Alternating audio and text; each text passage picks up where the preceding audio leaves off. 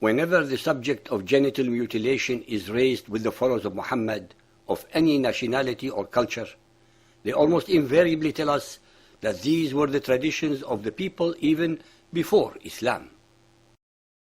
Even some anthropologists subscribe to such a statement. In fact, nothing could be further from the truth. They give us this particular excuse so as to deflect our shock and disgust at such an inhumane and savage act. To be fair, let us together look at the historical records from all over the world to find out if the Muhammadan claims may be true. In the annals of the Babylonians, Assyrians, Hebrews, Egyptians, Persians, Indians, Chinese, Greeks, Romans, other Europeans, etc., not once is there mention of female genital mutilation as a tradition or even as a policy. Most important of all, there is not a single instance of a painted or carved scene in the daily life and ritual of antiquity, posited on vases, temples, tombs, or walls of the ancient civilizations of Sumeria, Crete, Etrusca, India, or any other, showing female genital mutilation, while they depicted in vivid detail sexual copulations and erotic scenes without any inhibition. Nor are such practices mentioned in the Bible or by any of the ancient historians, such as Herodotus, Tacitus, Strabo, or any others who may have either witnessed or were told of such practices. All the available evidence suggests that female genital mutilation is a relatively recent practice. In fact, on the contrary, primitive tribes used to adorn their genitals with ivory bones, copper rings, tattoos, and elaborate scars, believing that these adornments would attract the opposite sex, never mutilation. Male circumcision involves the cutting off the prepuce of the penis, which does not interfere with the male's pleasure of the sexual act and is invariably a simple, non-intrusive surgical operation. Female genital mutilation, on the other hand, cuts away the tissue containing the nerve endings that contribute to the woman's pleasure. In some cases, only the labia minora are amputated. In others, the labia majora, as well as the clitoris, are removed. In extreme cases, all the external tissue, rich in sexual arousal nerve endings, is excised and the vagina sutured closed to open forcefully on the hapless female's wedding night. For such females, sexual advances are unwanted and the act itself becomes a kind of rape. Many females thus afflicted are psychologically and physically scarred for life if they survive such a drastic and unhygienic operation.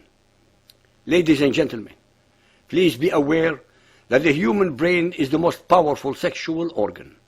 All the senses are capable of arousing one. The process of awakening the brain by sexual stimuli has been refined by nature by providing adequate levels of estrogen or testosterone hormones over millions of years to secure the continuation of the species.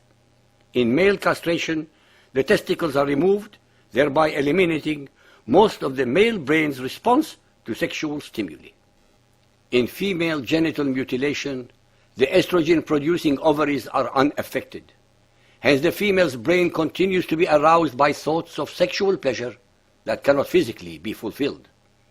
The result of female genital mutilation is far more cruel and devastating than castration. Today, female genital mutilation is practiced predominantly in Islamic countries, Pakistan, Middle East, Egypt, among sub-Saharan African tribes, etc.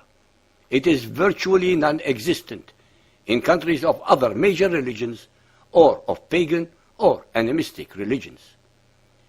Prior to the Arabs introducing Muhammad's version of Islam, female genital mutilation and male castration were not institutionalized practices anywhere in the world.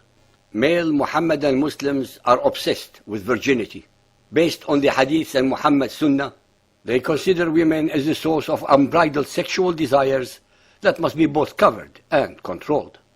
Since it is a fact that the Quran and Hadith were composed, compiled and spread by literate males without the input of a single female, the bias against females in both cases is institutionalized, gratuitous and endemic gender racism. They instituted the idiosyncratic practice of veiling their women as if each and every one of them is a genital, an unknown practice to non-literate cultures. Adding injury to insult, male Muhammadan Muslims condone female genital mutilation in order to control the sexuality of their females also. In either case, the practice is a method of domination, control, subjugation, and humiliation. As we have demonstrated in our earlier chapters, the females of the human species are treated by Muhammadan Islam as one little step higher than domestic animals.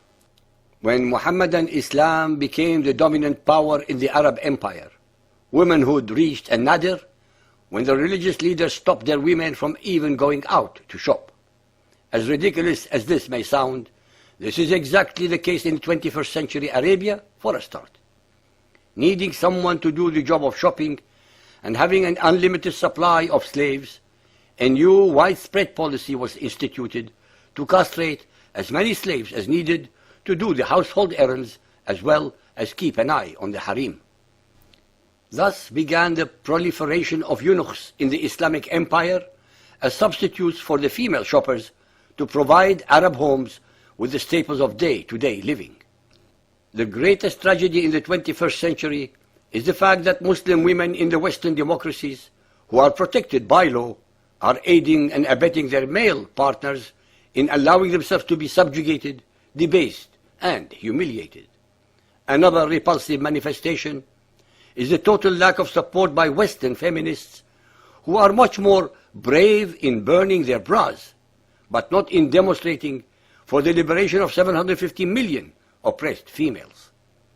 Believers and unbelieving kuffar, mark my words, slowly but most assuredly, the public in Europe and the USA is becoming much more aware of the insidious nature of Muhammadan Islam in our democracies than our mostly spineless or criminally negligent leaders. The people will elect politicians who will stop immigration from Muhammadan countries and will introduce laws that will allow immigrants to become citizens only if they abide by the law of the land and be loyal to the state and people they live amongst. In summation, it is without a shadow of a doubt that the depraved act of female genital mutilation was and is institutionalized by the Arabs and Islam to serve their needs and did not exist prior to Muhammadan Islam.